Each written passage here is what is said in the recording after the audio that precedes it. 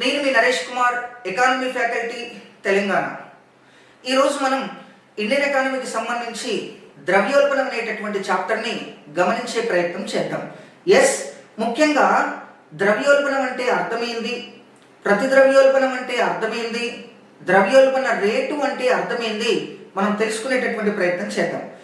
ధరలు పెరగడాన్ని ద్రవ్యోల్బణం అంటారా, ధరలు నిరంతరంగా పెరగడాన్ని ద్రవ్యోల్బణం అంటారా అని మనం గమనిస్తే, ధరలు నిరంతరంగా పెరగడాన్ని ద్రవ్యోల్బణం అంటారు, ధరలు నిరంతరంగా తగ్గడాన్ని ప్రతిద్రవ్యోల్బణం అంటారు. అండి, మరొకసారి గమనిద్దాం. ధరలు నిరంతరంగా పెరగడాన్ని ద్రవ్యోల్బణం అంటారు, ధరలు నిరంతరంగా తగ్గడాన్ని ప్రతిద్రవ్యోల్బణం అంటారు. ఇన్ఫ్లేషన్, డిఫ్లేషన్ అని పిలుస్తారు.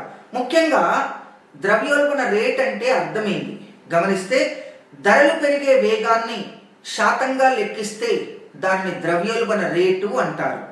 అండి, ధరలు పెరిగే వేగాన్ని శాతంగా లెక్కిస్తే దాన్ని ద్రవ్యోల్బణ రేటు అంటారు.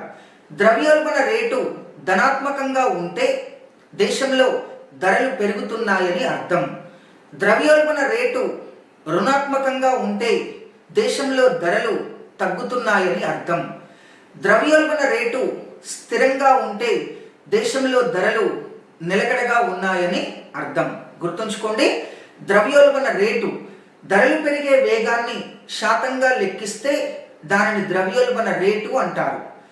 ధరలు ముఖ్యంగా ద్రవ్యోల్బణ రేటు ధనాత్మకంగా ఉంటే ధరలు పెరుగుతున్నాయని అర్థం. ద్రవ్యోల్బణ రేటు రుణాత్మకంగా ఉంటే ధరలు తగ్గుతున్నాయని అర్థం. ద్రవ్యోల్బణ రేటు స్థిరంగా ఉంటే ధరలు నిలకడగా ఉన్నాయని అర్థం. కాబట్టి ఇటువంటి అంశాలు ఖచ్చితంగా మనకు పోటీ పరీక్షల్లో ఉపయోగపడతాయి.